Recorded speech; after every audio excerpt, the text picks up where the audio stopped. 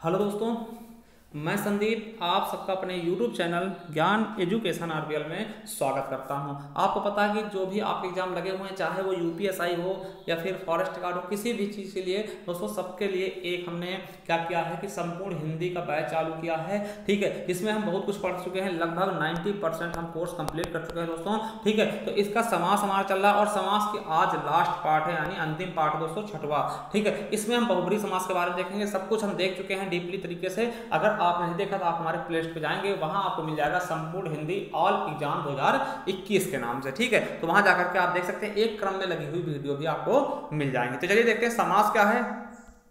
तो समास क्या, समास को देखिए शाब्दिक अर्थ क्या होता है, संक्षिप्त। किसी चीज को छोटा कर देना, वही क्या होता है, समास होता है। ठीक है, अब देखिए इसकी परिभाषा अगर देखें तो दो या दो से अधिक शब्दों से मिलकर बने हुए सार्थक शब्द का होता है समास। जैसे दशानन कहा गया, तो दशानन क्या है, समास। देखिए इसका अगर हम बात करें, 10 है आनंद, जिसका अर्थात रावण। देखिए 1 2 3 4 5 6 शब्दों को हमने छोटा कर दिया, एक ही शब्द में दशानन कह दिया, तो यही क्या है, समास। किसी चीज को छोटा कर देना, वही क्या है, समास। तो चलिए हम देखते हैं आज इसके छठवें पार्ट के बारे में कि बहुब्री समास क्या होता है।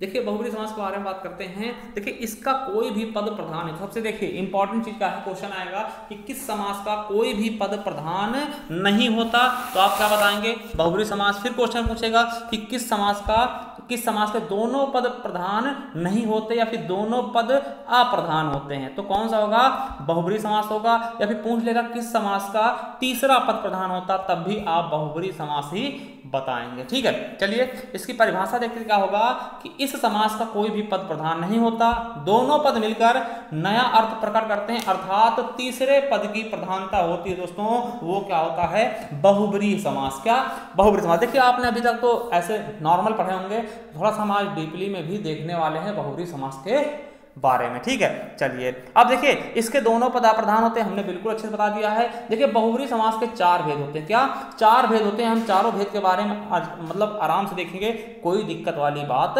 नहीं है दोस्तों। ठीक है, देखिए पहला है समानाधिकरण बहुब्री। क्या, समानाधिकरण बहुब्री। देखिए इसमें क्या होता है, समान विभक्ति वाले शब्दों को समानाधिकरण बहुब्री कहते हैं। समानाधिकरण का होता है दोस्तों उसी से रिलेटेड, मतलब उनके शरीर से रिलेटेड। जैसे दसमुख कह दिया गया, तो रावण तो मुख होंगे, है ना, तो उन्हीं से संबंधित चीजें जो होंगी वो समान होंगी। ठीक है, तो उसे हम किस में रखेंगे, समानाधिकरण बहुब्री। अब देखिए कह दिया हमने क्या, वीड़ा पाड़ कह दिया, वीड़ा पाड़, है ना। अब देखिए वीड़ा पाड़ी का मतलब क्या होगा दोस्तों, वीड़ा पाड़ वो समानाधिकरण में नहीं होगा, क्योंकि वो देखिए जो वीड़ा है, वीड़ा को हाथ में मतलब हाथ में धारण करने वाली, तो देखिए वीड़ा एक अलग चीज है और हाथ एक अलग चीज है ना, तो इस तरीके से वो अलग हो जाएगा। उसके बारे में आगे देखेंगे।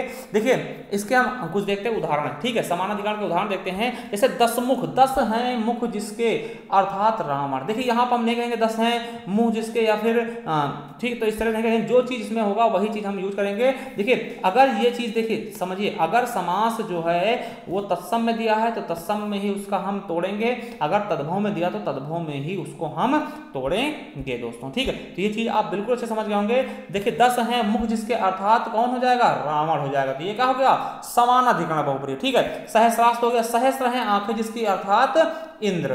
एक दंत, एक है दंत जिसका, अर्थात गणेश। अब ऐसा मत करें एक है दांत जिसका, तो बिल्कुल गलत हो जाएगा, क्योंकि देखिए ये तत्सम है तो तत्सम में ही हम इसका आंसर भी देंगे। तो एक है दंत जिसका, अर्थात गणेश जी। ठीक है, त्रिनेत्र, 3 है नेत्र जिसके, अर्थात शिव जी। देखिए यहां पर त्रि है तो इसका मतलब ये नहीं कि आप इसे द्विगु समास में रख दो, ठीक, क्योंकि इसका तीसरा अर्थ निकल रहा है। ठीक है, तो ये चीज आप समझेंगे, जहां कहीं भी तीसरा अर्थ निकलेगा दोस्तों वो आपका क्या हो जाएगा, बहुब्री समास। ठीक है, अब देखिए गजानन, गज है आनंद जिसका, अर्थात गणेश जी। आपने देखा होगा गणेश जी का आनंद जो है, सर जो है कैसा, गज के समान है, हाथी के समान। ठीक है, लंबोदर, लंबा है उदर जिसका, अर्थात गणेश जी। ठीक है, मिठ बोला, देखिए मिठ बोला में भी यही हो जाएगा, क्योंकि मीठी है बोली जिसकी, अर्थात कोई विशेष व्यक्ति होगा। ठीक है, खगेश, खगों का ईश है जो, अर्थात कौन होगा, गरुड़ एक पक्षी होता है। ठीक, अतनु, अतनु किसको बोलते हैं, कामदेव के पर्यायवाची। देखिए जो भी पर्यायवाची होते हैं वो सब इसी के अंतर्गत आ जाते हैं मूलतः। ठीक, देखिए अतनु, तन रहित है जो, अर्थात कामदेव जी। कामदेव आप जानते होंगे।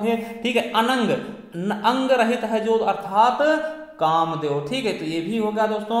गोपाल, गोपाल भी क्या होगा, बहुब्री समास हो। गौ को पालने वाले, अर्थात क्या होंगे दोस्तों, गौ को पाला है जिसने, अर्थात कौन, श्री कृष्ण जी। दैत्यार्य, दैत्य के हैं जो, अर्य, अर्थात कौन होंगे, विष्णु जी दोस्तों। तो ये सब क्या है दोस्तों, बहुब्री समास है। ठीक है, अब देखिए अन्य और भी दिखाते हैं, तो देखिए लोकपाल क्या हो जाएगा, लोक को पालने वाला मंत्री हो जाएगा, ये भी हो जाएगा। भूदान भी क्या होगा, दूरदर्शन भी, दूरदर्शन मतलब क्या चैनल हो जाएगा। ठीक, समुद्र से उत्पन्न है जो यमुना जो हो जाएंगी, है ना। एकाक्ष, एक है आंख जिसकी, शुक्राचार्य हो जाएंगे। हिमकर, हिम को करने वाला, ठीक है, तो चंद्रमा हो जाएगा। दिवाकर, दिवा को करने वाला, है ना। सूर्य हो जाएगा। सरोज, है ना, सर से तालाब से उत्पन्न, जल से उत्पन्न, है ना। कमल, गिरिजा, है ना, पर्वत से उत्पन्न। ठीक, अग्रज, अग्रज मतलब बड़ा भाई, है ना। अनुज मतलब छोटा भाई। शैलजा, भूमिजा, सीता जी को सिंधुजा, है ना। तो ये सब चीजें क्या हो जाएंगी दोस्तों, जो भी किसी ना किसी चीज की पर्यायवाची वो भी बहुब्रीहि समास में आते हैं। ठीक है, हमने देखिए समानाधिकरण देखा, अब देखिए व्याधिकरण देखते हैं। अब देखिए व्याधिकरण में क्या होगा, असमान विभक्ति वाले शब्दों को हम व्याधिकरण बहुब्रीहि कहते हैं, जैसे चंद्रशेखर। अब देखिए इसमें मुख्य बात नहीं कि चंद्रशेखर, देखिए चंद्र क्या होगा, एक अलग चीज है, और जो शिव जी क्या है वो अलग है। ठीक है, देखिए चंद्र है सिर पर जिसके, यहाँ पे सिर पर नहीं होगा, शिखर पर जिसके, है ना, तो वो हो जाएगा चंद्र शिखर पर जिसके, अर्थात शिव जी। ठीक है, समझिएगा। चंद्रमौली, चंद्र है मौल पर जिसके, अर्थात शिव जी। चंद्रचूर्ण, चंद्र है चूर्ण पर जिसके, अर्थात शिव जी दोस्तों। ठीक है, अब देखिए वीणा पाणी, वीणा है पाणी में जिसके, अर्थात कौन, सरस्वती जी। ठीक है, वज्रधर, वज्र को धारण किया है जिसने, अर्थात कौन, इंद्र जी दोस्तों। शशिधर, शशि को धारण किया है जिसने, किसने, शिव जी ने।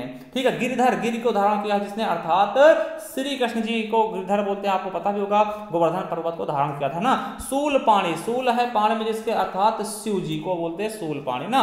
देखिए अंबर लगा हुआ मिल जाए तो वो भी क्या होगा, इन्हीं का होगा। वाहन मिल जाए लगा हुआ तो ये भी क्या होगा, मतलब कि आपका बहुब्रीहि समास है। जैसे पीताम्बर, पीला है अंबर जिसका, अर्थात विष्णु जी। देखिए पीताम्बर कभी कभार कर्मधारय समास में भी आ जाता है, बिल्कुल। अगर उसका तीसरा अर्थ नहीं देंगे तो आपका कर्मधारय समास हो जाएगा, अगर तीसरा अर्थ दे रहे हैं तो विष्णु भगवान हो जाएगा, यानी आपका क्या हो जाएगा दोस्तों, बिल्कुल सही हो जाएगा बहुब्रीहि समास। ठीक है, रक्तांबर, लाल है वस्त्र जिसका, रक्त मतलब क्या था, लाल, तो लाल है वस्त्र जिसका, अर्थात दुर्गा जी। बाघांबर, बाघ का वस्त्र जिसका है, किसका, बाघ का वस्त्र कौन पहनता, बाघ के खाल के, आपने देखा होगा, शिव जी, है ना। वेद पाणी, वेद जिसके हाथ में है दोस्तों, है ना। तो ये चीजें, जैसे ब्रह्मा जी आप देखते हैं वेद लिए रहते हैं ना, तो ब्रह्मा जी हो जाएगा। उल्लूक वाहन, उल्लूक है वाहन जिसका, अर्थात कौन हो जाएंगी, लक्ष्मी जी। तो ये भी क्या हो जाएगा दोस्तों, आपका बिल्कुल सही क्या हो जाएगा दोस्तों, बहुब्रीहि समास। ठीक, तो ये चीज तो आपको पता भी होगी। ठीक, अब देखिए बिल्कुल अच्छे से पढ़ना है, कोई मतलब जल्दबाजी नहीं करनी, एकदम अच्छे से पढ़ना। और आज हमारा समास का होगा कंप्लीट हो जाएगा। इसके बाद आप लोग बताइएगा हम क्या लेके आए, संधि पढ़ाते हैं या फिर आपके लिए दोस्तों हम बोलियां पढ़ाते हैं हिंदी के बारे में, कि हिंदी की उत्पत्ति कैसे हुई, उसकी प्रमुख बोलियां कौन सी हैं, उसको कितने भागों में बांटा गया। तो ये सब चीजें आप लोग कमेंट करके बताना, जो आपको पढ़ना हो वो हम पढ़ाएंगे, क्योंकि हाँ आपके अनुसार हम चलना चाहते हैं। ठीक है, चलिए अगला देखते हैं। तुल्य योग बहुब्रीहि, तीसरा क्या है, तुल्य योग बहुब्रीहि। देखिए जिसमें पहला शब्द, पहला पद का हो सहबोधक हो तथा सह का अर्थ साथ में अथवा सहित के अर्थ में हो, वहां कौन सा होगा, तुल्य योग बहुब्रीहि होगा। देखिए समास होने पर सह की जगह केवल सा लिखा जाता, क्या, सह की जगह केवल सा लिखा जाएगा। इस समास के शब्द की शुरुआत सा वर्ण से होगा, जिस सा का अर्थ क्या होता है, साथ या सहित। तो देखिए अगर कोई भी शब्द की शुरुआत किसी सा के साथ में हो और उस सा का अर्थ क्या निकले, सहित या फिर साथ, तो वहां भी क्या होगा दोस्तों, आपका तुल्य योग बहुब्रीहि समास। ठीक है, देखिए जैसे सा पत्नीक, तो सा आ गया दोस्तों, तो सा पत्नीक मतलब का पत्नी के साथ है जो, क्या होगा, बहुब्रीहि समास। ठीक है, सफल, फल के साथ है जो, देखिए सा लगा आ गया। सानुज, अनुज के साथ है जो।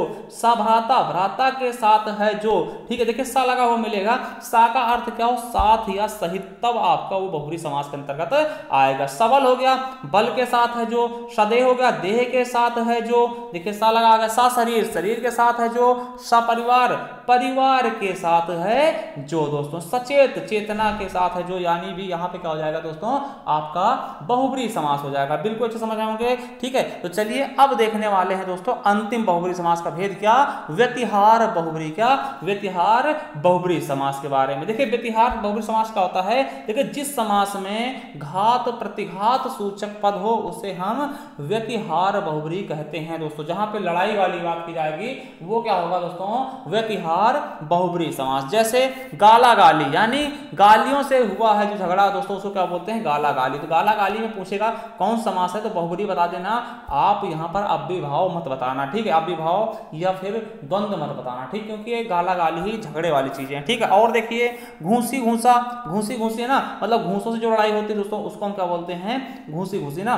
देखिए बाताबाती बातों से लड़ाई हुई हो, मारा मारी मारने से लड़ाई हुई हो, लाठा लाठी लाठियों से लड़ाई हुई हो, मुक्का मुक्की जो मुक्के से लड़ाई हुई, धक्का धुक्की जो धक्के धुक्की से लड़ाई हुई है ना, और वहीं पर केसा केसी दोस्तों सेम होंगे, सेम वर्ड होंगे दोस्तों, लाठा लाठी है ना, मुक्का मुक्की, धक्का धुक्की है ना, केसा केसी मतलब जो बाल पकड़ के खिंचाई होती है, आपको पता है बाल पकड़ के लड़ाई लड़कियां करती है ना, तो वो चीजें वो भी किसमें आ जाएगा आपका बहुब्रीहि समास में। क्या आ जाएगा? बहुब्रीहि समास में दोस्तों। और देखिए आज हमारा ये पूरा कंप्लीट हो गया समास। अब देखिए हम आपसे यही कहेंगे कि आप हमारे प्ले लिस्ट पे जाइए, बिना सोचे समझे आप जाइए, वहां पे ये संपूर्ण Hindi new batch all exam 2021 के नाम से फोल्डर मिलेगा। यहाँ पर आप जाकर के संपूर्ण हिंदी पढ़ सकते हैं बहुत अच्छे तरीके से, और लगभग हमने 80% से ज़्यादा हिंदी कवर भी करा दी है। ठीक है, तो चलिए थैंक यू, धन्यवाद, बने रहे हमारे चैनल पे।